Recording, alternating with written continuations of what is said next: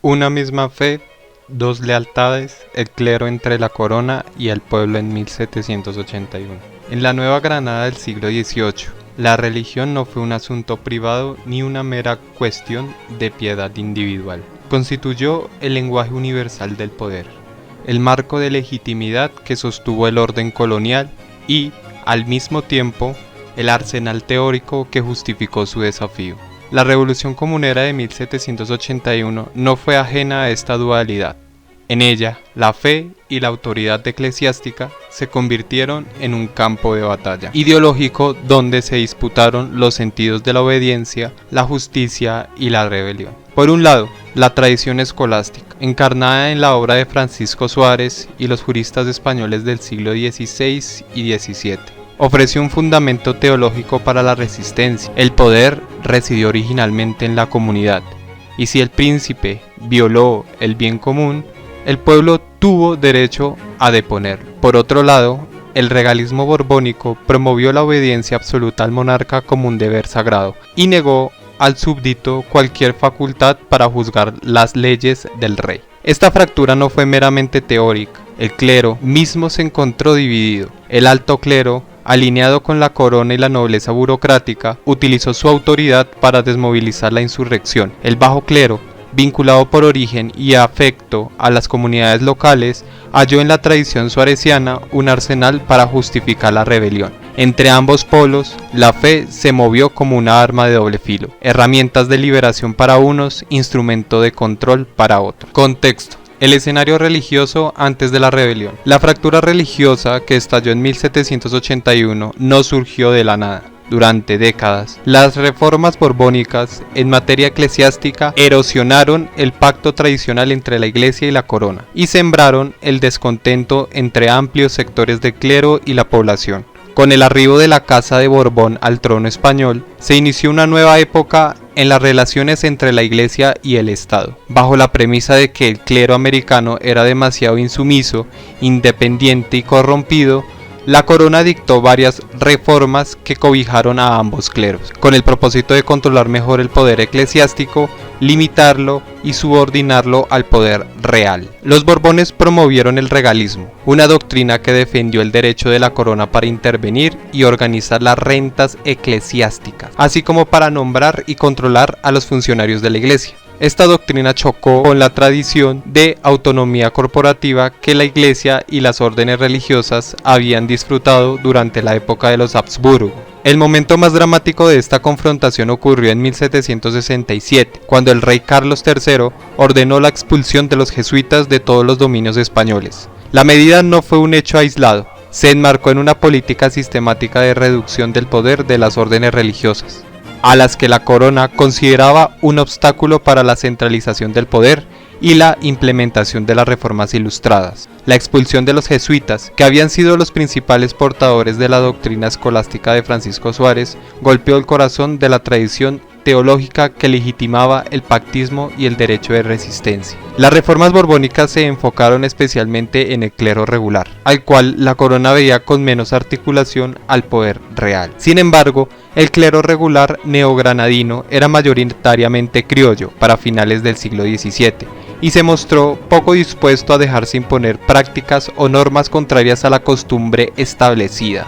Esta resistencia, sumada a la expulsión de los jesuitas, profundizó la fractura dentro del clero y preparó el terreno para la polarización que estallaría en 1781. Primer momento, la chispa en el Socorro y la cédula del común. Marzo-mayo de 1781.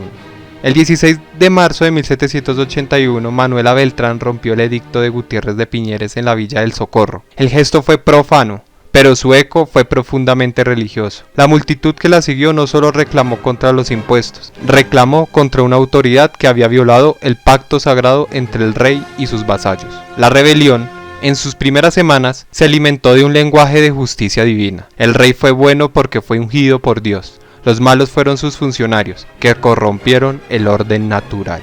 Un mes después, la insurrección encontró su manifiesto teórico. El 7 de abril, Fray Ciriaco de Archila, un dominico cimacotero radicado en Santa Fe, redactó un panfleto en verso que circuló con furia entre los sublevados. conocido como Cédula del Común, Santa Cédula o Santísima Gaceta. El texto parodió los documentos oficiales de la corona y se presentó como una suerte de mandato divino para la rebelión.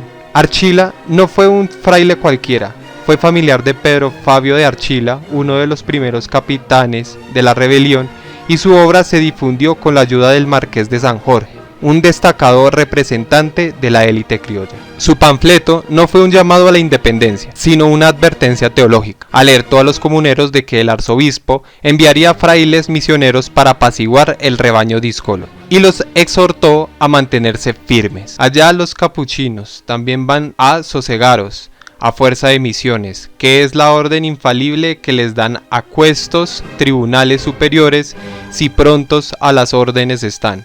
Sin duda que el asunto en sus sermones será la persuasión con voz sumisa de que es muy justo que os roben la camisa. El panfleto circuló primero en Santa Fe, luego fue enviado a Simacota y de allí al Socorro, donde se leyó profusamente el 16 de abril. No fue un documento críptico, fue un poema concebido para ser memorizado y difundido entre el pueblo. Su contenido atacó directamente los impuestos, denunció los abusos contra los indígenas y acusó a los funcionarios reales de tiranía. Pero su verdadera potencia residió en su legitimidad religiosa, al presentarse como una cédula, el documento exclusivo del rey, y al invocar el lenguaje de la fe. Convirtió la rebelión fiscal en un acto de restauración del orden divino. En este primer momento, el bajo clero, encarnado en Archila, se convirtió en el alfarero ideológico de la insurrección. La fe popular, alimentada por la tradición suareciana que el bajo clero aún preservó, justificó la resistencia y dio a los comuneros la certeza de que Dios estuvo de su parte. Segundo momento, la Junta del Común y la fractura del clero, abril a mayo de 1781. A medida que la rebelión se organizó, la fractura del clero se hizo visible. La Junta del Común, constituida en San Gil, contó con el apoyo de frailes y curas criollos que vieron en la insurrección una oportunidad para restaurar el orden tradicional amenazado por las reformas borbónicas. La expulsión de los jesuitas en 1767 había sido una herida abierta en el tejido religioso local. Los jesuitas habían sido los principales portadores de la doctrina suareciana, y su destierro fue interpretado por muchos como un ataque a la tradición que legitimó la autonomía de las comunidades.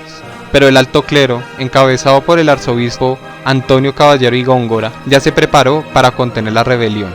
Caballero y Góngora no fue un eclesiástico cualquiera, fue un representante de la ilustrada andaluza, formado en el regalismo borbónico, que vio en la centralización del poder una necesidad para modernizar el imperio. Su autoridad fue doble. Como arzobispo, fue la máxima autoridad religiosa del virreinato. Como virrey interino, fue el brazo político de la corona. Esta dualidad le permitió jugar en ambas mesas, la de la negociación religiosa y la de la imposición estatal. Mientras el bajo clero justificó la rebelión desde los púlpitos y los pasquines, Caballero y Góngora desplegó su propia estrategia. No se trató de una confrontación abierta, sino de una mediación calculada, ofrecer concesiones aparentes para ganar tiempo, mientras las tropas reales se concentraron.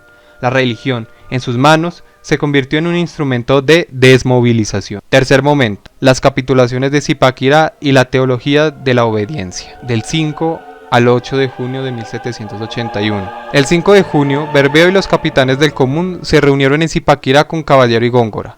La negociación fue, en apariencia, un acto de conciliación. El arzobispo, con su investidura religiosa, persuadió a los comuneros de deponer las armas y presentó la paz como la voluntad divina y la rebelión como pecado. Las capitulaciones de Zipaquirá, firmadas el 8 de junio, se presentaron como un pacto restaurador, una vuelta al orden natural que el rey, a través de su representante eclesiástico, concedió a sus súbditos. Para la teología que sustentó esta negación fue la del regalismo borbónico. La autoridad del rey fue absoluta porque provino de Dios, y el súbdito no tuvo derecho a juzgar sus leyes. Esta doctrina fue articulada con claridad por el capuchino Joaquín de Finestrat, quien, siguiendo órdenes del arzobispo, circuló por los pueblos sublevados con su obra El vasallo instruido. El manuscrito de 505 páginas dedicó sus capítulos 7 a 10 a analizar la rebelión de 1781. Su tesis fue contundente. La insurrección no pudo atribuirse al mal gobierno de los ministros del rey, sino a la general corrupción de costumbres que inundan el reino. El vasallo no tuvo facultad para examinar las leyes del soberano. Su deber fue la obediencia y la fidelidad. Finestrat se erigió como el sujeto que salvó el reino, al instruir y convertir a los desleales e infieles vasallos. El vasallo instruido fue la antítesis de la cédula del común. Mientras Archila justificó la resistencia desde la tradición suareciana, Finestrat la deslegitimó desde el regalismo. Una obra fue el combustible de la rebelión, la otra, el agua que intentó apagar el incendio. Las capitulaciones de Zipaquirá, sin embargo, fueron una farsa. La corona firmó bajo presión, pero nunca tuvo intención de cumplir lo pactado. Caballero y Góngora, al negociar, no restauró el pacto hispánico, aplicó una pedagogía de la sumisión, mostró a los comuneros que la única vía fue la obediencia, y que la rebelión, por más justa que pareció, fue un pecado contra Dios y contra el rey. Cuarto momento, la radicalización de Galán y el abandono del bajo clero. De junio a octubre de 1781. Cuando José Antonio Galán rechazó las capitulaciones y continuó la lucha, la fractura religiosa se hizo irreversible. Galán, un jornalero mestizo sin tierra, no fue un teólogo, pero su grito, en el nombre de Dios, de mis mayores y de la libertad, expresó una fe que ya no se contentó con la apelación al rey. Fue una fe que se volvió revolucionaria. Ya no buscó restaurar el pacto roto, sino construir un nuevo orden donde la libertad de los oprimidos fuera la ley suprema. El movimiento popular, al liberar esclavos y atacar los símbolos de la autoridad terrateniente, también cuestionó la autoridad del clero que apoyó a los hacendados. El bajo clero, que había sido aliado de los criollos ricos, se enfrentó a una disyuntiva: apoyar la radicalización popular, lo que implicó desafiar a la corona y al alto clero, o distanciarse. Muchos optaron por lo segundo y aislaron a Galán. La fe que había servido para justificar la rebelión se convirtió en un campo de batalla ideológica que terminó por facilitar la traición. La élite criolla, que hasta entonces había tolerado o incluso alentado la protesta contra los impuestos, sintió miedo. Si los libres triunfaban, su dominio sobre la tierra, los esclavos y los circuitos comerciales se vendrían abajo. Salvador Plata, un acaudalado comerciante criollo, organizó la captura de Galán. Cuando ningún herrero quiso ponerle los grillos al líder popular, Plata ordenó a sus propios esclavos que lo hicieran. La fractura de clase se consumó, y con ella la fractura religiosa. El bajo clero, que había justificado la rebelión, se quedó en silencio, mientras el alto clero bendijo la represión. Quinto momento, la sentencia y el mito. La fe popular contra la teología del terror. 30 de enero de 1782. El 30 de enero de 1782, la Real Audiencia dictó sentencia contra Galán y sus lugartenientes. El texto ordenó el descuartizamiento, la distribución de sus miembros por las regiones sublevadas, la siembra de sal sobre su casa y la declaración de infamia sobre su descendencia. La sentencia fue un acto de terror ejemplarizante, pero también un acto de pedagogía religiosa. El alto clero, encabezado por Caballero y Góngora, presentó la ejecución como un castigo divino. El descuartizamiento, la sal, la infamia, todo ello se justificó como la voluntad de Dios contra los rebeldes. La obediencia al rey fue obediencia a Dios. La rebelión fue pecado. La muerte de Galán fue la prueba de que el orden divino se había restaurado. Finestrat, en su obra, había sentado las bases de esta teología. La rebelión fue un acto de ofensa enorme y singular contra el príncipe, y la única reconciliación posible fue la sumisión perfecta. Pero la corona fracasó en su intento de borrar la memoria. Galán siguió siendo recordado por los campesinos de Charalá, por los artesanos del Socorro, por los libres que transmitieron su nombre de generación en generación. La fe popular, que al alto clero había intentado instrumentalizar para la sumisión, se convirtió en un instrumento de resistencia. Los campesinos y los libres recordaron a Galán en un lenguaje de martirio. El líder, ajusticiado por defender la justicia, se convirtió en una figura redentora, como Cristo, sacrificado por el bien común. La sal no logró borrar la devoción. La teología del terror no pudo aniquilar la memoria. La fe que el alto clero usó para desmovilizar se transformó en la memoria popular. En un acto de contrapersuasión, la certeza de que la justicia, aunque derrotada en esta vida, tuvo su recompensa en la memoria de los vivos. Conclusión: la religión como espejo de la fractura social. El papel de la religión en la Revolución Comunera de 1781 no fue homogéneo ni unívoco. Fue, ante todo, un espejo de la fractura social que atravesó el virreinato. El alto clero, alineado con la corona y la nobleza burocrática, utilizó la fe para legitimar la obediencia y desmovilizar la rebelión. El bajo clero, vinculado por origen y afecto a las comunidades locales, halló en la tradición suareciana un arsenal para justificar la resistencia. La cédula del común y el vasallo instruido fueron dos caras de la misma moneda. Una justificó la rebelión desde la teología del pacto, la otra, la obediencia desde la teología del derecho divino. Ambas fueron expresiones de una misma fe, pero puestas al servicio de intereses antagónicos. La fe popular, sin embargo, trascendió ambas. En la memoria de Galán, en la transmisión oral de los libres, en la devoción de los campesinos que recordaron al líder ajusticiado, la religión se convirtió en un instrumento de resistencia que ni la sal ni el terror pudieron aniquilar. La pregunta que los comuneros abrieron en 1781, ¿dónde residió la verdadera legitimidad? ¿En el poder que impuso o en la justicia que resistió? Siguió siendo, en el fondo, una pregunta teológica y como tal sobrevivió la derrota.